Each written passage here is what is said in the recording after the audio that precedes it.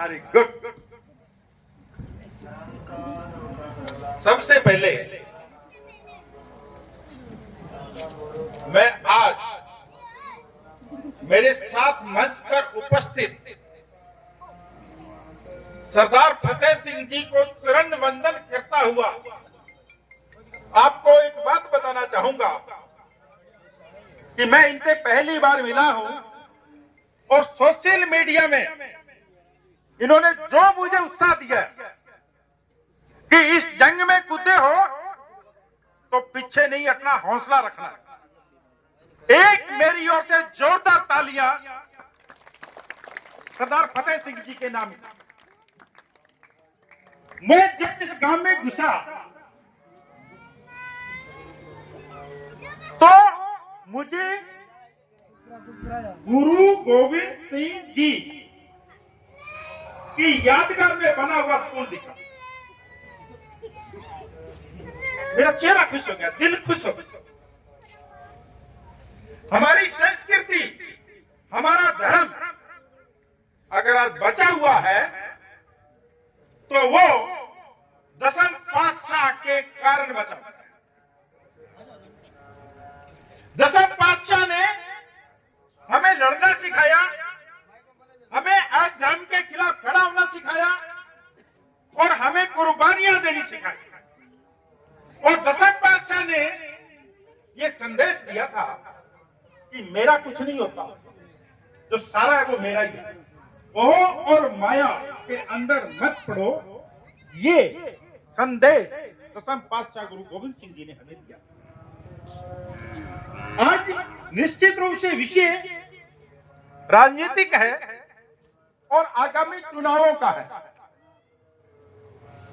मैं एक बात आपकी जानकारी में लाना चाहूंगा कि देश आजाद होने के बाद में पंचायत राज की स्थापना सबसे पहले नागौर राजस्थान से हुई थी। पंडित नेहरू ने नागौर में आकर एक बात कही थी कि हमारा देश गांवों में बसता है,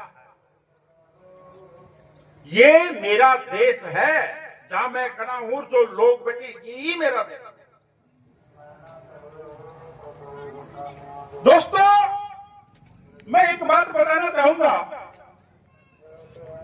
कि इस देश की आजादी के लिए हजारों कुर्बानियां दी गई, हजारों लोगों ने शहीदियां दी। एक बहुत ही कम उम्र में शहीद आजम जो हमारे पड़ोसी जिले के थे सरदार भगत सिंह जी, उन्होंने कहा लोग सोए हुए हैं, इनको जगाने के लिए मुझे फांसी पर चढ़ना पड़ेगा। और बहुत छोटी उम्र में फांसी पर झूमे थे, बहुत छोटी उम्र में फांसी पर झूले थे। आज मैं उस विषय को इसलिए याद करता हूं कि लोगों को जगाने के लिए, लोगों को लोकतांत्रिक रूप से जगाने के लिए मुझे यूं लगता है कि मुझे बहुत संघर्ष करना पड़ेगा। मुझे बहुत संघर्ष करना पड़ेगा लोगों को जगाने के लिए। लोगों में भय, डर इस कदर हावी है कि अगर हम आ गए तो फलाना जी नाराज हो गए और हम अगर आ गए तो फलाना जी नाराज हो जाएंगे। अरे कौन नाराज हो जाएगा ये बताओ? जो लोग यहाँ के एमएलए हैं, जो एमएलए बने हुए हैं, वो आज से भिक्षा लेकर एक एक वोट की ताकत पर बने हुए हैं। ये भिक्षा के बल पर बने हुए लोग आज डराते हैं, आज उनसे डरते हो।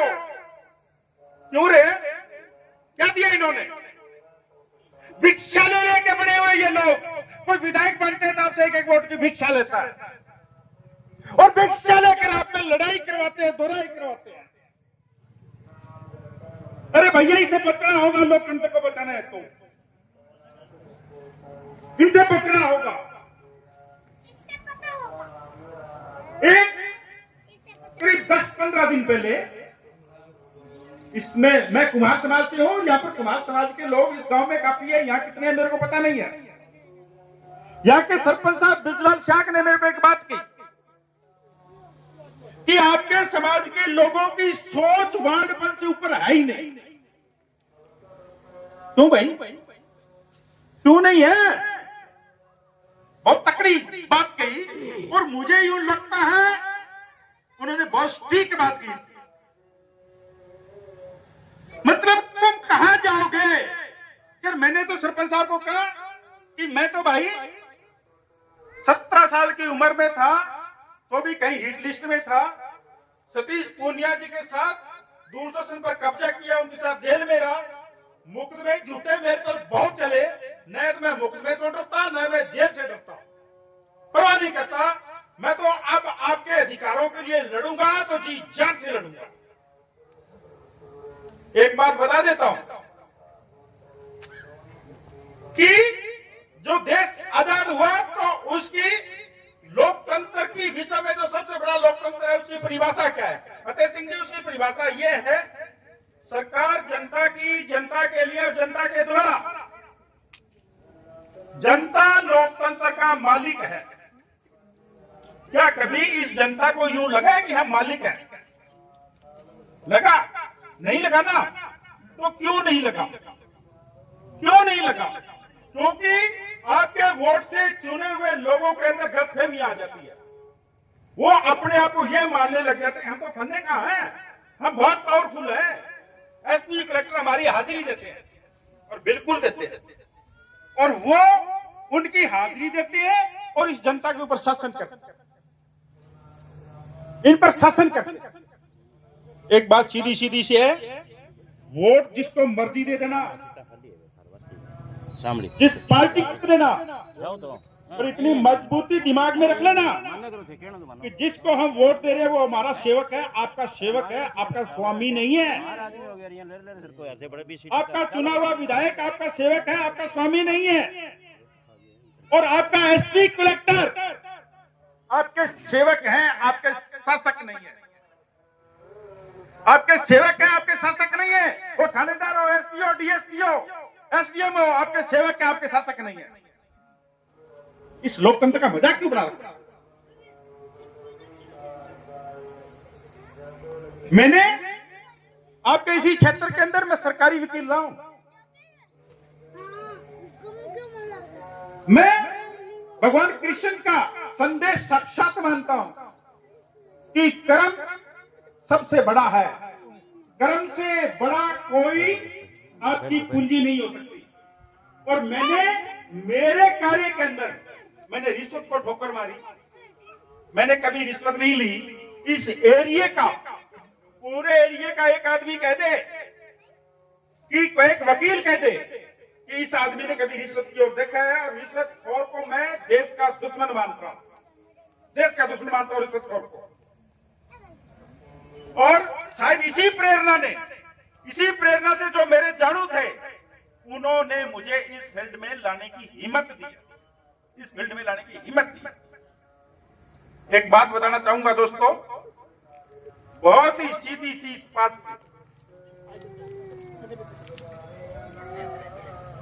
कि जो मैंने पहले सबसे एक बात कही थी कि गांव, नेहरू जी ने कहा था देश गांवों में बसता है, तो यह भ्रष्टाचार गांव से शुरू हो जाता है, यह ध्यान कर लेना। यह भ्रष्टाचार गांव से शुरू हो जाता है। गांव में जो फंड आता है उसमें कमीशन शुरू हो जाता है। मैं ये नहीं कहता कि आपके गांव का सरपंच कमीशन खाता है, मैं ये नहीं कहता, परंतु गांवों में चुनी हुई पंचायतें थोड़े से, इनको जो ये मशीनरी होती है एक्टिंग, ये आपके एसपी जो रोड बनाते हैं करते हैं, इनको बेचारों को थोड़ा सा देते हैं और बहुत ज्यादा कमीशन खा जाते हैं।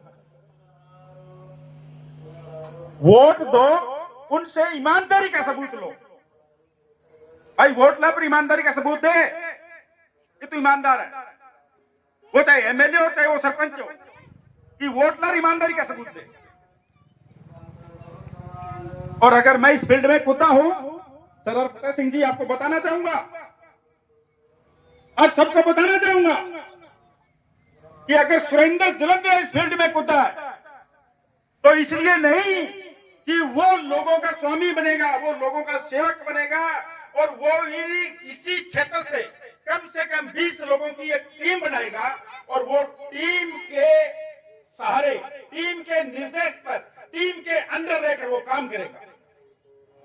क्यों भाई, एक सिंबल लाता है और सिंबल को आप वोट देते हो, आप एक आदमी को वोट देते हो क्या? नहीं देते हो। एक पार्टियों का एक सिंबल होता है, भारतीय जनता पार्टी में बहुत बड़ा विचार है, उस विचार को टिकट देते हो। तो एक आदमी का शासन क्यों? एक आदमी का शासन नहीं होना चाहिए। उन्हीं में से ही जो 10 आदमी, 12 आदमी, 15 आदमी, जो हर समाज के अंदर आपको ईमानदार मिलेंगे। अरे यार, हमारे जमेले कोई तनख्वाह लेने वाला थानेदार हल करेगा क्या? क्यों हम नहीं कर सकते क्या? हमारे समाज में, हमारी सामाजिक पंचायतों को इतना मजबूत करना पड़ेगा कि उनका किया हुआ फैसला ऊपर तक माना जाए। सामाजिक पंचायतों का किया हुआ फैसला ऊपर तक माना जाए। वहां कोई एमएलए का फोन नहीं चले, वहां कोई एमपी का फोन नहीं चले। इस देश को, अपने को बचाना है तो ईमानदारी का पाठ हमें पढ़ना पड़ेगा और ईमानदारी का पाठ हमें पढ़ाना पड़ेगा। अगर यह भ्रष्टाचार यूं ही रहा तो यह देश बर्बाद हो जाएगा। मेरा नारा है भय और भ्रष्टाचार के खिलाफ, भय और भ्रष्टाचार मुक्त हनुमानगढ़। तो क्या आप भय और भ्रष्टाचार मुक्त हनुमानगढ़ में मेरा साथ दोगे? बहुत बहुत धन्यवाद। भय और भ्रष्टाचार के खिलाफ मैं जिस दिन ये लग जाए कि यह भय और भ्रष्टाचार का पक्षपाती हो गया, उस दिन मैं मरना पसंद करूंगा, जीना पसंद नहीं करूंगा। मैं फिर कह देता हूं, मैं मूल रूप से, मेरा जन्म उस जिले का है जिसमें भगत सिंह जी थे, और मैं संदेश गीता का मानता हूं जो ये कहती है कि आपको फल कर्म का मिलेगा। ये गाड़ी ले ली, घोड़े ले लिए, जमीन इतने से इतनी बना ली, ये धंधा है क्या? ये ऊपर वाला सब नोट हो रहा है। ईमानदारी से जुड़े रहो, जमीन से जुड़े रहो। मेरी बातों में ये नहीं है, मैं पहली बार, मैं जब 22 साल का, 25 साल का था, तब मैं इसलिए जेल गया था कि कश्मीर के अंदर कश्मीरी ब्राह्मण बहन बेटियों की इज्जत लूटी जा रही थी और मैंने दूरदर्शन पर कब्जा किया था, तो सेंट्रल जेल में रहा। मैं कभी भी जब ये लग गया ये चीज सही है तो मैंने नफा नुकसान की चिंता नहीं की, परवाह नहीं की। मैं आपको भी कह रहा हूं, मैं ग्रामवासियों को भी कह रहा हूं, नफा नुकसान की परवाह मत किया करो, जो सही लगे वो करो। अरे नफा नुकसान, सही राह चलोगे तो नफा ही नफा, नुकसान होगा ही नहीं। किसी से डर की जरूरत नहीं है, किसी के भय की जरूरत नहीं है। खुले दिल से आप सहयोग दो, मैं सिंबल लेके आऊंगा, ये मेरा वादा।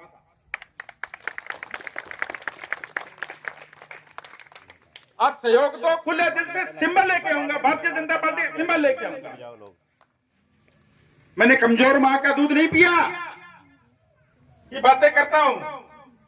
इस ग्रामवासियों को पता है, जब हनुमानगढ़ की एक 9th क्लास की बच्ची से जिंदगी हो रही थी और मेरी पोस्टिंग जैसलमेर थी, रात को 11 बजे मेरे को फोन आता है, एक गरीब बच्ची के साथ एक जिंदगी हो रही है।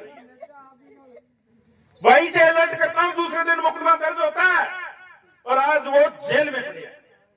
मेरे को डर लगता है, मेरे को भय। लड़ना होगा, देश के दरिंदों से लड़ना होगा, भ्रष्टाचारियों से लड़ना होगा, भाई भतीजावाद फैलाने वालों से लड़ना होगा। मेरा आपसे मेरी बातचीत के अंत में एक प्रश्न ये कि किसी भी व्यक्ति को हनुमानगढ़ के बारे में, राजनीति के बारे में और मेरे बारे में कोई प्रश्न करना हो तो प्रश्न कर सकता है, कोई भी। खुला मंच है मेरा, कोई भी प्रश्न कर सकता है। मैं एक बात कहता हूं, आज के दिन ईमानदार आदमी की परिभाषा पता है क्या दी जाती है? कि जिसको बेईमानी करने का मौका नहीं मिला, ये परिभाषा दी जाती है ना। ईमानदार कौन है? जिसको बेईमानी करने का मौका नहीं मिला। सुरेंद्र जलंधर आपके सामने वो व्यक्ति है जो सरकारी वकील रहा था, जिसको पुलिस रिश्वत देती है। पूछना किसी पुलिस से ठोकर मारता था, किसी हिम्मत नहीं थी। कहता है कि मैं मेरा धर्म निभाऊंगा, मैं मेरी ड्यूटी निभाऊंगा। और ये वादा करता हूं कि अगर पार्टी ने मुझे सिंबल दिया और आप लोगों ने चुना, तो मैं तो भ्रष्टाचार करूंगा नहीं, एक भ्रष्टाचारी हनुमानगढ़ में रहने दूंगा नहीं। ये मेरा वादा, ये मेरा वादा है। मुझे अच्छा लगा इतनी संख्या के अंदर आज आपने मेरे भाव सुने और मुझे पुनः आप बुलाओगे ऐसी मैं आपसे उम्मीद करता हूं। और एक बहुत ही नई तब्दीली लाने का विचार मैं दिमाग में रख रहा हूं, वो धीरे धीरे आपको सब सोशल मीडिया के माध्यम से पता चलेगा और अपन एक नई क्रांति लेके आए, लोकतांत्रिक क्रांति लेके आए। और एक बात का वादा करता हूं कि उस पहले स्टेप के अंदर कि आम जन का अगर कोई मजदूर है नाली साफ करता है, ये उसकी ड्यूटी है, वो अपना काम कर रहा है, अपना काम कर रहा है, वैसे ही काम कर रहा है जैसे एसपी अपना काम कर रहा है। उसका क्या काम है, उसकी ड्यूटी है कि लॉ एंड ऑर्डर मेंटेन रहे। सफाई कर्मचारी की ड्यूटी क्या है कि सफाई व्यवस्था बनी रहे। हम अपना अपना काम कर रहे हैं, यह राजतंत्र नहीं है, हमारे ऊपर कोई राजा नहीं बैठा, हमें डरने की जरूरत नहीं है, किसी से बैगर्स होने की जरूरत नहीं है। मैं आप टारगेट रखिए, भ्रष्टाचार कहां है, इसकी जल्दी ही एक साइट लेके आ रहा हूं और भ्रष्टाचारियों को ठिकाने लगाना मेरे को बहुत अच्छी तरह से आता है। एक नहीं छोड़ेंगे, एक नहीं छोड़ेंगे। मैं मेरी बात को विराम देता हूं और मैं मेरे फिर दोबारा श्रद्धेय फतेह सिंह जी को पुनः नमन करता हूं कि इन्होंने सोशल मीडिया के माध्यम से मेरा हौसला बढ़ाया और आज मेरे आग्रह पर वो मंच पर भी आए और वो उनका आशीर्वाद मेरे ऊपर बना रहे। और मैं जो बात कह रहा हूं मेरी करनी और कथनी में कभी फर्क नहीं आएगा, ऐसा आप विश्वास करो। धन्यवाद।